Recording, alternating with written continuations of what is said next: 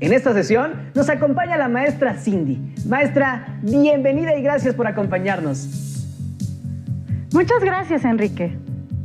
Me alegra estar con ustedes para seguir hablando de qué es el movimiento, la definición de trayectoria y marco de referencia.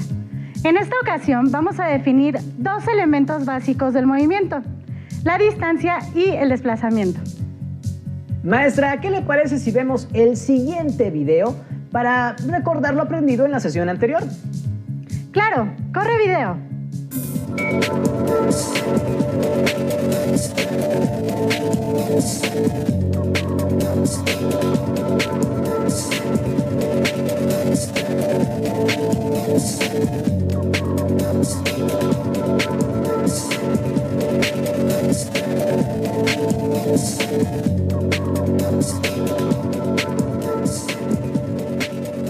¿Un objeto que vemos en reposo tiene movimiento?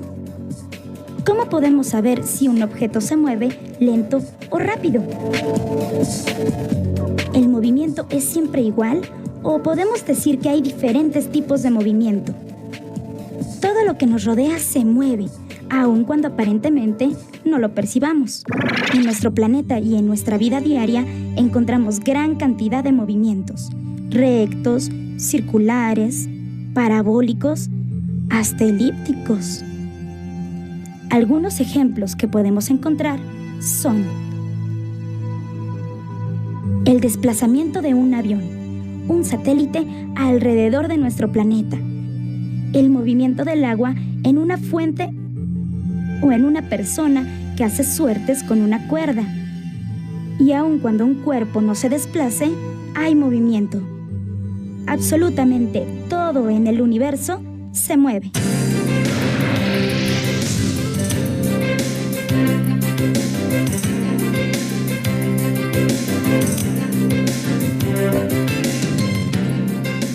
¿Sabías que, a partir de la observación del movimiento del Sol, los aztecas crearon un calendario con el que organizaban sus actividades sociales y religiosas? La civilización azteca, al igual que otras culturas de nuestro país, dieron una gran importancia a todos los fenómenos naturales que observaban, y uno de ellos fue el aparente movimiento del Sol y otros astros. Esta observación fue motivo de uno de los sistemas más importantes, el calendario azteca, o piedra del Sol. En él representaron el tiempo en días, los puntos cardinales, las estaciones del año y la forma en que debían llevar a cabo diversas labores importantes para toda la comunidad.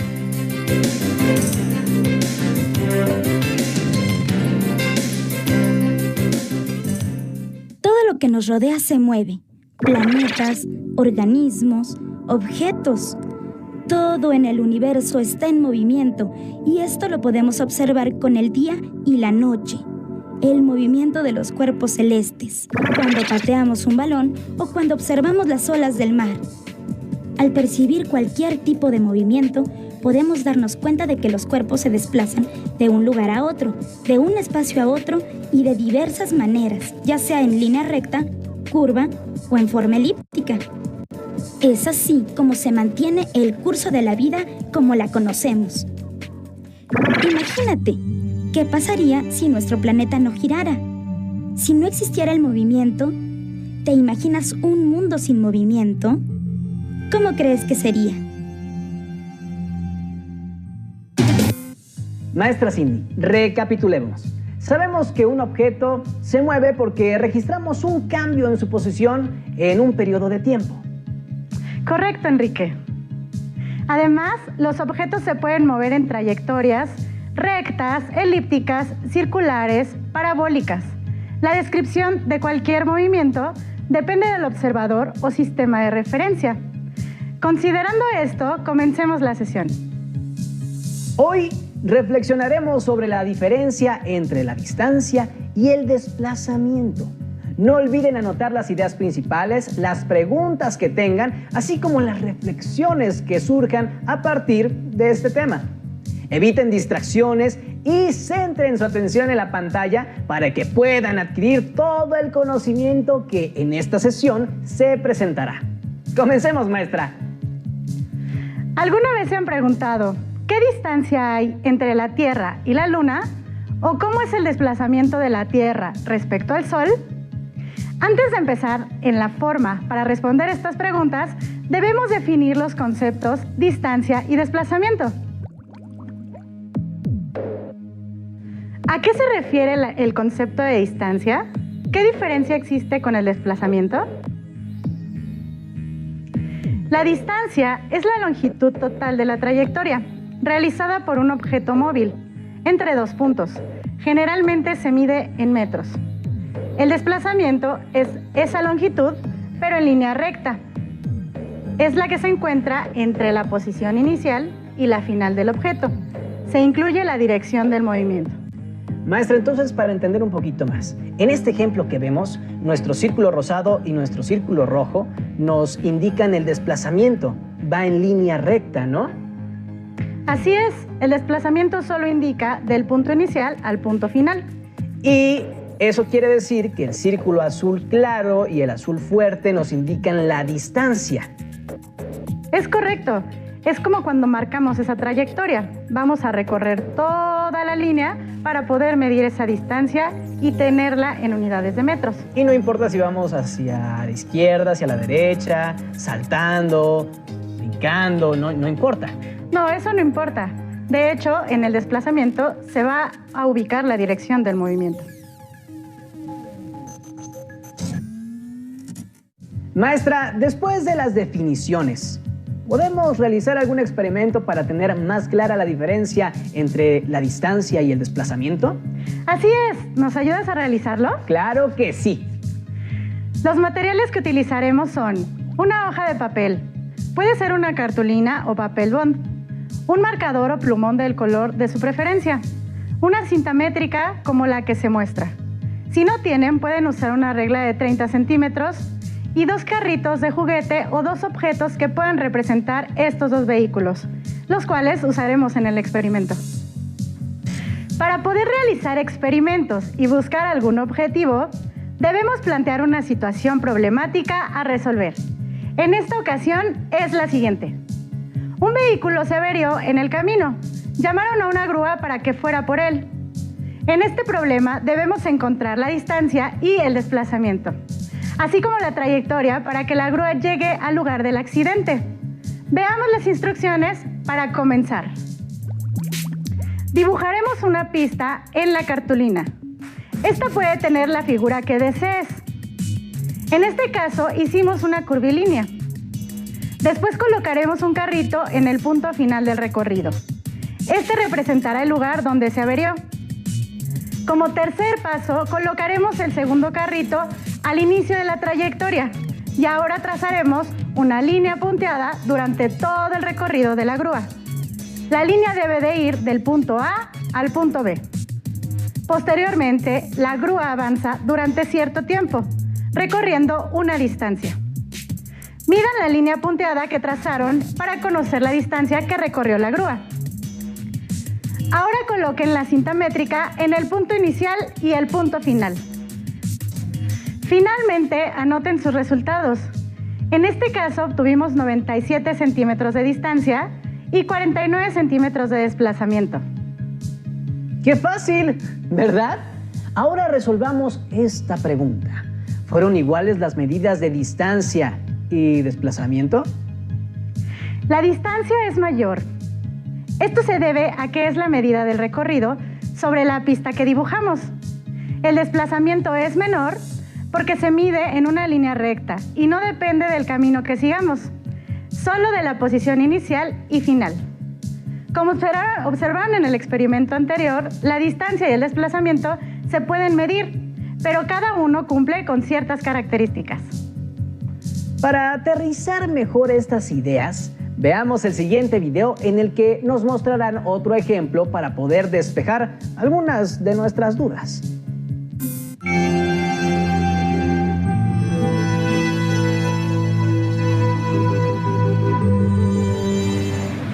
El movimiento está presente en la naturaleza, en los seres vivos y en numerosos objetos creados por el ser humano. Nuestro propio cuerpo, por fuera y por dentro, también se mueve. Algunos movimientos los podemos observar, pero existen otros que suceden sin que nos demos cuenta, como ocurre con el movimiento de rotación de la Tierra.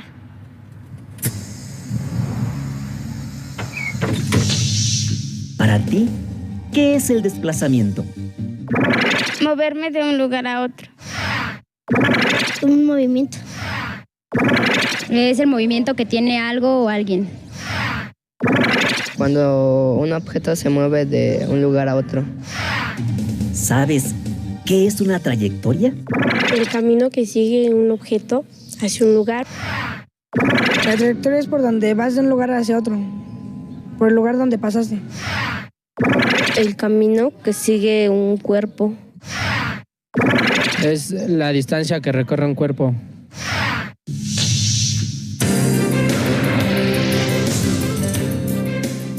¿Sabías que nuestro planeta viaja a una velocidad de casi 30 kilómetros por segundo en una trayectoria elíptica alrededor del Sol? A esta velocidad, la Tierra recorre 106.000 kilómetros en una hora. Cuando vamos sobre la carretera, podemos considerar tanto el desplazamiento del camión como su trayectoria. Si medimos en línea recta el cambio de posición de nuestro camión desde el punto de referencia, en este caso el poblado A hasta la posición final del recorrido, o sea, el poblado B, sin importar la trayectoria, podemos decir que nos desplazamos del poblado A al poblado B. En este desplazamiento, la dirección del vehículo donde viajamos se modifica de acuerdo con las curvas del terreno, conformando así la trayectoria del móvil. La trayectoria es el conjunto de posiciones distintas que ocupa sucesivamente un cuerpo en movimiento y se considera desde el punto de inicio hasta el punto final del viaje. En la línea punteada podemos observar que la longitud de la trayectoria es mayor que el desplazamiento. Hay diferentes tipos de movimiento que por su trayectoria se pueden clasificar en rectilíneo y curvilíneo. Y dentro de esta última, circular, parabólico, elíptico y ondulatorio. La rapidez y la velocidad son magnitudes esenciales para describir el movimiento. La rapidez es una magnitud física que mide la distancia recorrida en determinado tiempo. Por su parte, la velocidad es una magnitud que proporciona a la vez la rapidez, la dirección y el sentido de un movimiento. Ambas se calculan dividiendo la distancia entre el tiempo mediante la siguiente expresión. Pero en el caso de la velocidad, también se indica la dirección del desplazamiento. Para medir la rapidez que tiene un balón de fútbol, necesitamos saber la distancia que recorre en un tiempo determinado y cuál es la dirección de este movimiento. Si este balón recorre 15 metros y tarda 3 segundos en llegar desde el pie del jugador hasta la portería, entonces quiere decir que el balón se mueve a 5 metros por segundo.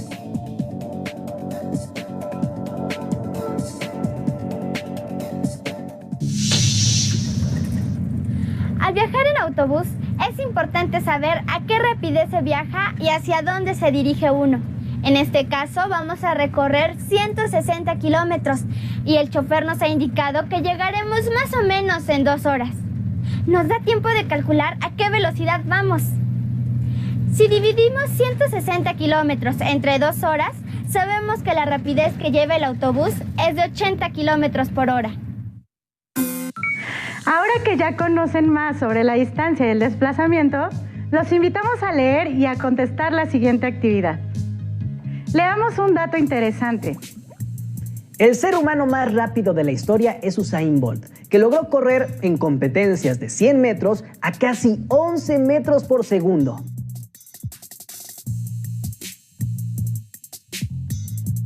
El animal terrestre más rápido que existe es el guepardo o chita, un felino que puede correr a más de 30 metros por segundo.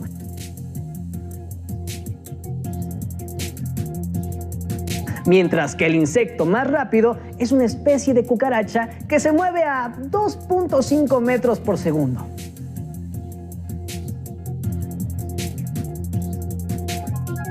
Piensa, ¿cómo sería la trayectoria en cada ejemplo de movimiento? Los retamos a resolver estas preguntas. Si pudieran viajar a la Luna, ¿qué concepto define el punto de salida y el punto de llegada? ¿Distancia o desplazamiento? ¿Consideran que es fácil medir con una cinta métrica la distancia que recorrerían? En un viaje por carretera, los señalamientos que se ven en el camino indican cierto kilometraje. Nos están indicando la distancia que nos falta por recorrer o el desplazamiento que tendremos.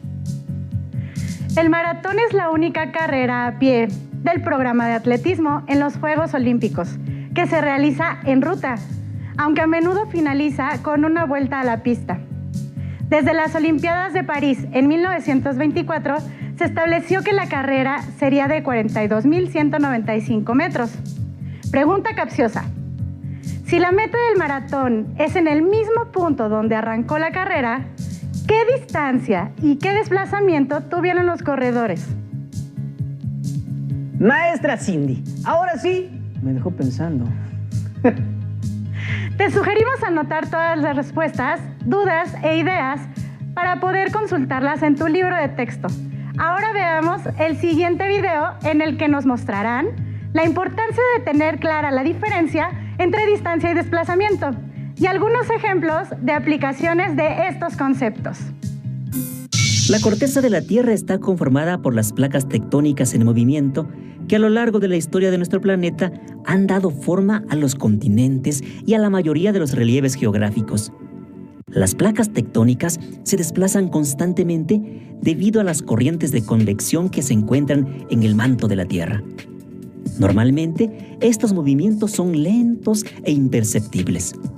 Sin embargo, cuando una de las placas se mueve y choca bruscamente contra la otra, libera energía en forma de ondas, tanto longitudinales como transversales, que viajan por el manto de la Tierra hasta la corteza. Precisamente, esas ondas son lo que sentimos y llamamos sismos. Las ondas longitudinales provocan temblores oscilatorios en los que el movimiento es lateral o de un lado hacia otro. Por el contrario, las ondas transversales provocan movimientos verticales. Estos temblores son llamados trepidatorios.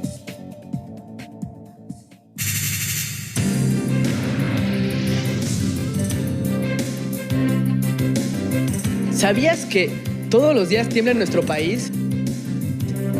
De acuerdo con el Servicio Sismológico Nacional, pueden registrarse más de 400 sismos mayores a 3.5 grados de magnitud en 6 meses.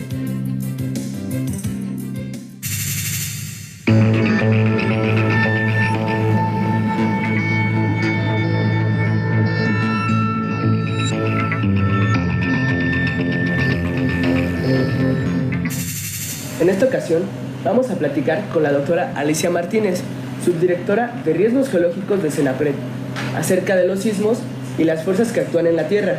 Doctora, hay sismos que casi son imperceptibles para las personas. ¿Cuál es la magnitud en la que la mayoría de las personas sienten un temblor? Mira, para que un temblor sea sentido por la gente va a depender de varios factores.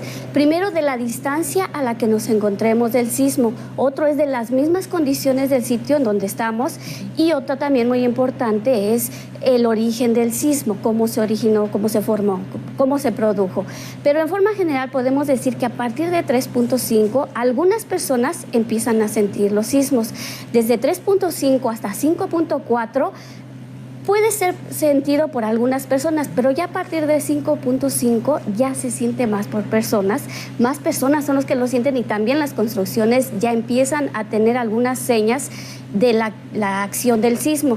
Después de 5.5 de 6 a 7 ya es sentido por toda la gente y asimismo por las construcciones, y empezamos a notar daños más severos en las construcciones, y ya de 7 en adelante pues ya entonces ya pasamos al campo de los terremotos y ya los daños son fuertes en las construcciones y la gente absolutamente toda la siente.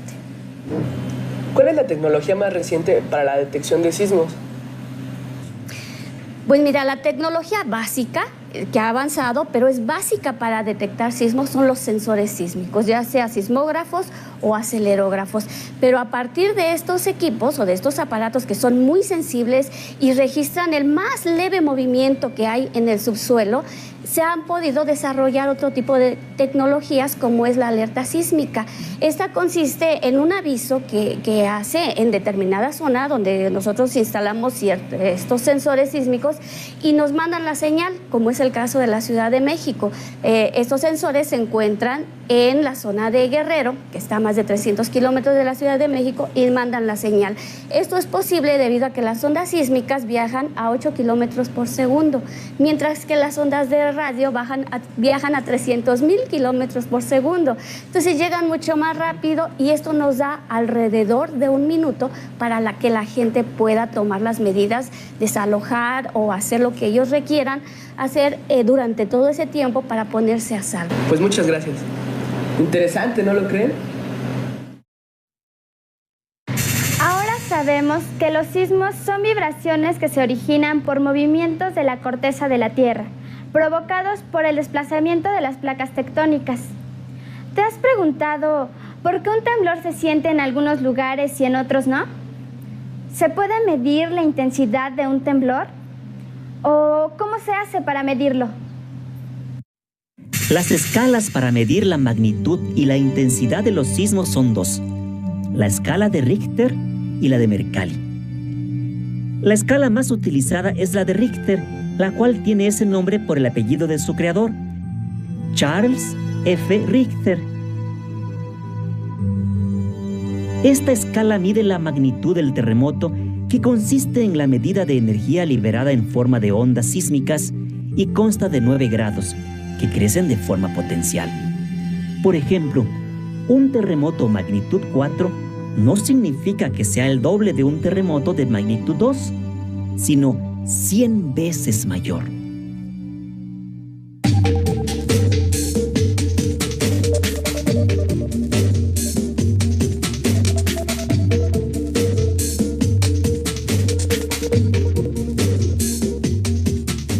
Por su parte, la escala de Mercalli no tiene una medición precisa, ya que calcula la intensidad de los sismos según los daños provocados, considerando lo que sintieron las personas que vivieron el terremoto o los daños ocasionados. Sus grados van desde 1 hasta 12 y se expresan en números romanos. Su nombre se debe al físico y geólogo Giuseppe Mercalli.